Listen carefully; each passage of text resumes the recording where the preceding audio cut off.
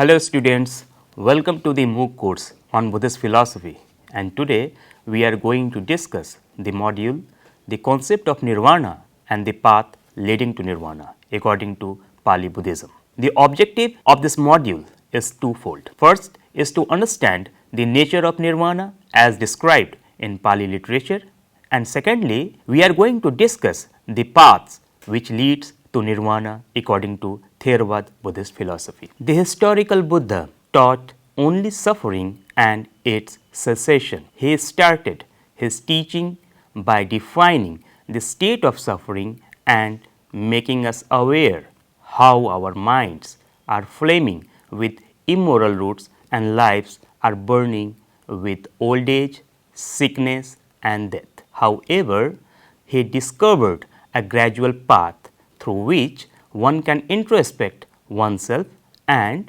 with the comprehension of suffering as it is seeks liberation from transmigration. He announced that the taste of his teaching is release. This release, emancipation, liberation and freedom from suffering is known as Nirvāṇa or Nibbāna in Pali. It is also called the highest bliss, Paramam Sukham. It is well praised in the third of the classic formula of fourfold noble truth. This module is divided into two parts.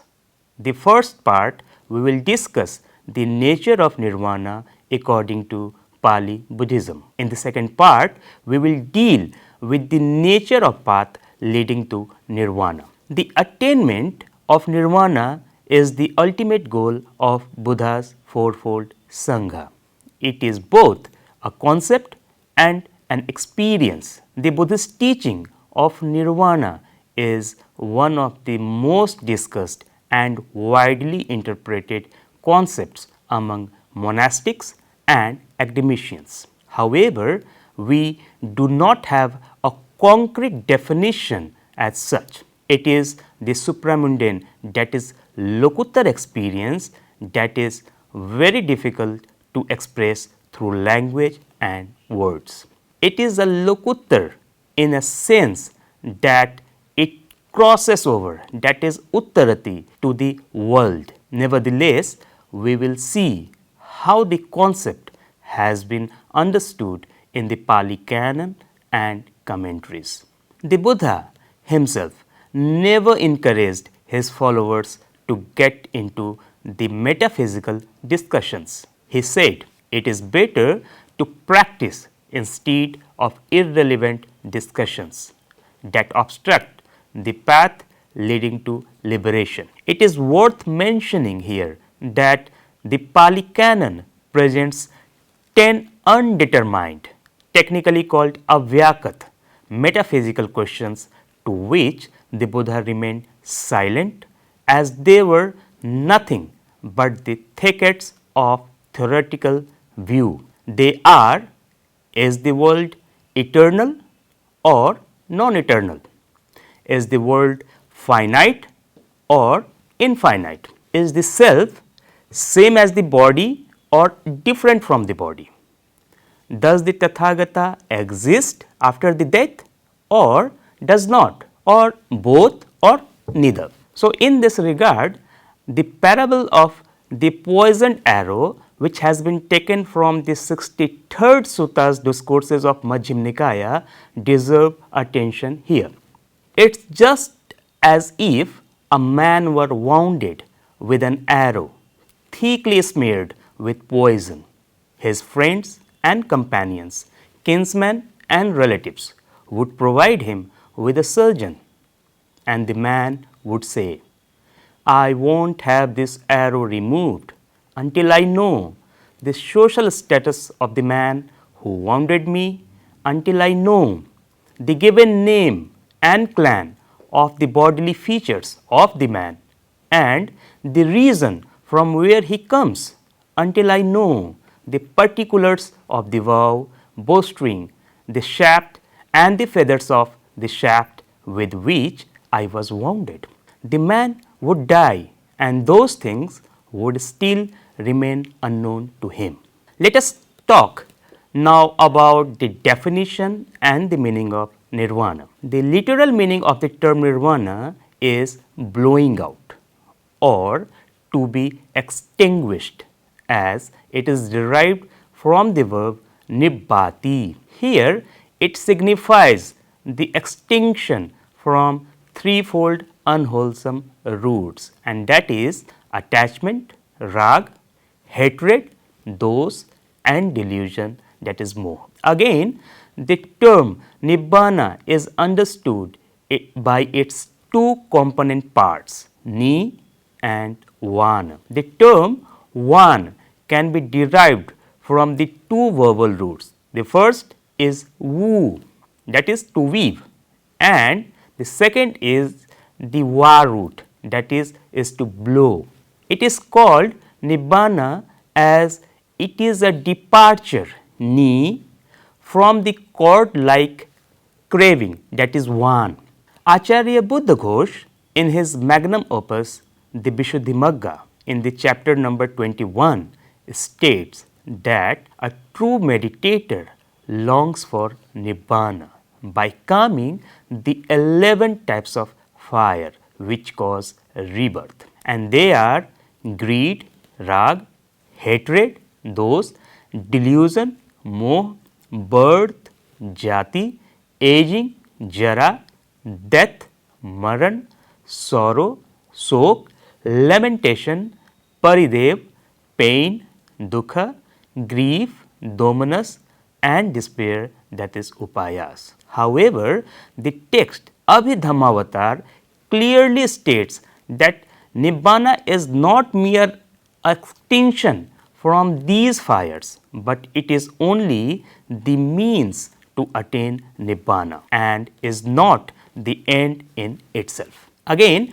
we find several connotations of Nibbana state and a few synonyms as stated in the Tipitaka. The Brahmayachana Katha of Vinay Pitak records that the perfectly enlightened one declares that what has attained Nibbana is profound, hard to comprehend, peaceful, excellent, far beyond mere intellectual reasoning, subtle, only to be realized by the wise. Again, in the Arya Paryasana Sutta, that is the 26th discourse of the Majjhima Nikaya, the Buddha, while defining the noble quest, describes Nirvana is unborn, unaging, unailing, deathless, sorrowless, undefiled, and the supreme and attained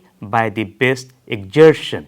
Acharya Aniruddha in the Abhidhammat Sangaho describes that the state of Nibbana with 4 adjectives. He states that the great sages who were liberated from craving declares that Nirvana is the state which is deathless, achyutang, absolutely endless, achantang, unconditioned, asankatang, and unsurpassed, anuttarang. Moreover, it is the stealing of formations, the relinquishing of all attachments, the destruction of craving, this passion and cessation. With all this description, it is very clear that the third noble truth, cessation of suffering, is Nirvana. Although the term Nirvana is not mentioned in the description of Dukkha Nirodha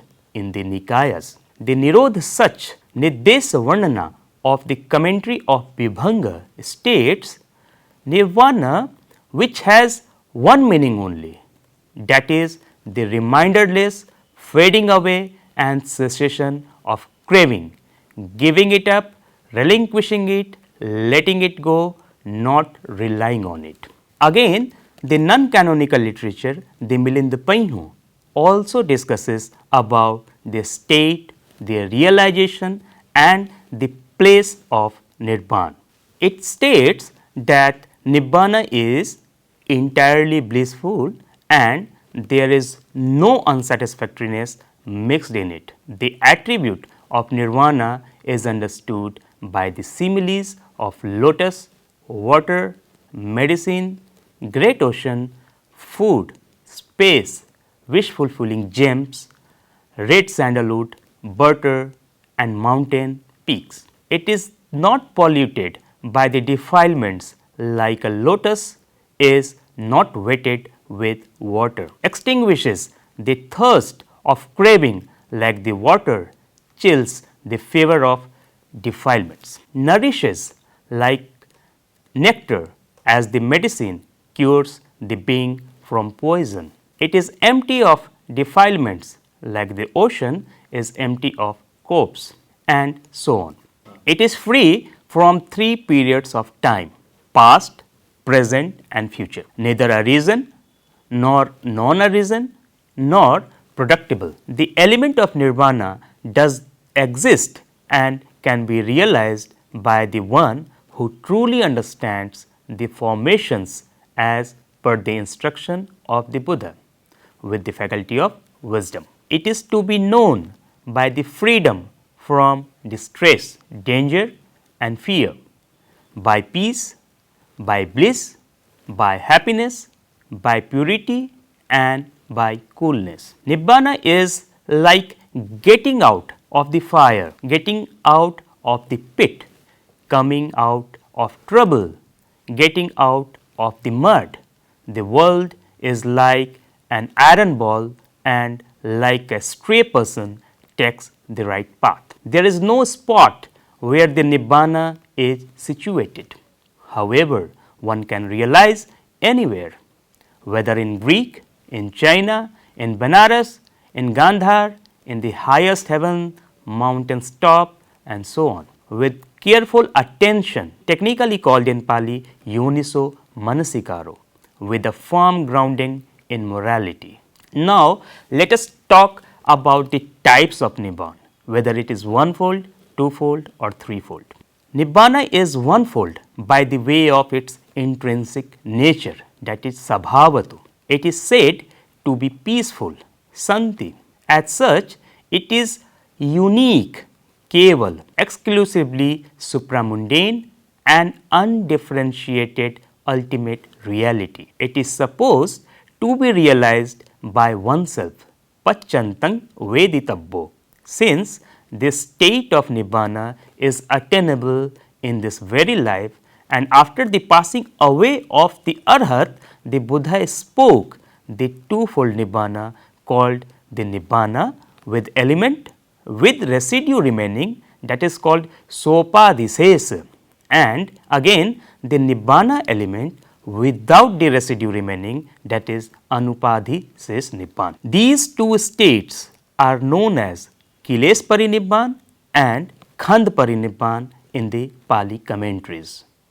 Here one may understand thus: the former element indicates the Nibbana state of the Buddha, what he attained at Bodh Gaya, and the later element represents his attainment at Kusinara in between the two Sala trees. For the Sopadhises Nibbana, that is the experience of Nibbana in this very life, is defined by various modern scholars such as Walpola Rahula in 2007, Damien Keown in 2000, Rupert Gethin 1998, and Ajahn Sucitto 2010 in many ways. For instance, it is peaceful, free from negative mental states, no sensation itself, in happiness, and non-reactive. The attainment of Anupadhises Nibbana Dhatu means the final and full departure from any conditioned state. Being free from the cycle of existence, an Arhat knows and sees only the cessation of the process, but not the death of anything, and that pertains to the concept of me, mine, and myself. The state of Anupadhises Nibbana, however, is difficult to express. It falls under the category of undetermined avyakat questions from 7 to 10 as mentioned, as we have discussed above. It is threefold by the way of different aspect, akara bhedena, and they are void, sunyatam, signless, animittam, and longing free, that is apanihitam.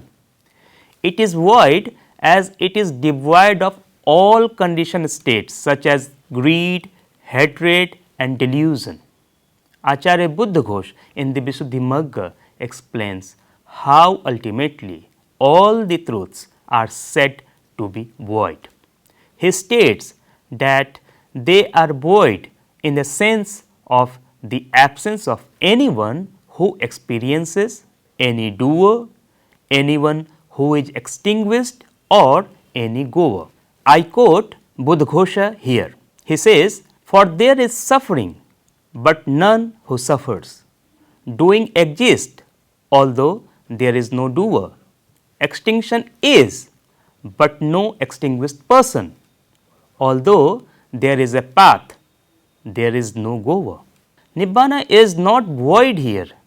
It is realized as one of the mental objects, Vattu Dhamma, decidedly proving that is not a state of nothingness. In the same way, being free from the signs and hankering of all conditioned states, it is called signless and longing free respectively.